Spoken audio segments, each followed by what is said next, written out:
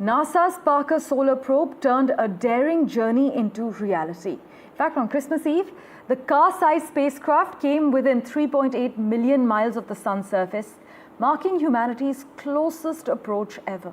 Just to put this in perspective for you, NASA's probe was about 10 times closer to the home star than the orbit of the innermost planet, Mercury. As it flew around the sun, Parker also set a record for the fastest human-made object, reaching an incredible speed of 430,000 miles per hour, which is fast enough to travel from New York to Tokyo in under a minute. To get so close, the Parker Solar Probe had to endure the sun's extreme heat and radiation like no spacecraft before it. And scientists won't know whether Parker survived or its condition until today, because today it's expected to send its first signal back to Earth since its flyby. Pallav Bagla has the lowdown. Is the harbinger of life on Earth. Yet, we understand so little about the sun. There are just too many unsolved mysteries about the sun. Now, some of those mysteries may finally get resolved. A man-made object has passed closest to the sun ever. The Parker Solar Probe sent by NASA has come closest to the sun at 6.8 million kilometers from the sun.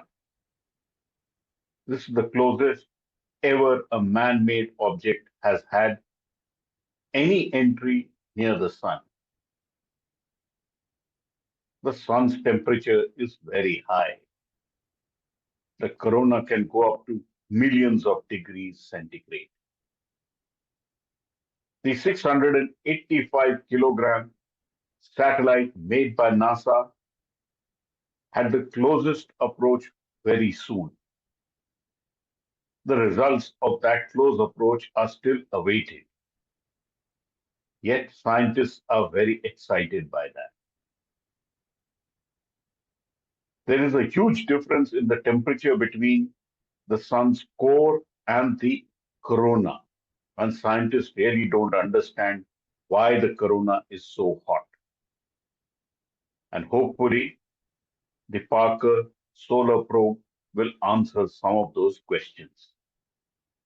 At its closest approach of 6.8 million kilometers away from the sun, the probe may have faced a temperature of about 1,400 degrees centigrade and also a very high radiation. The satellite is protected, but will it survive? One will have to wait and watch. By sending a satellite so close to the sun, scientists hope to decipher and get more details about solar wind and, more importantly, about solar storms. Solar storms, when they occur, and they occur in the direction of the Earth, they can disrupt electronics, satellites, and power grids.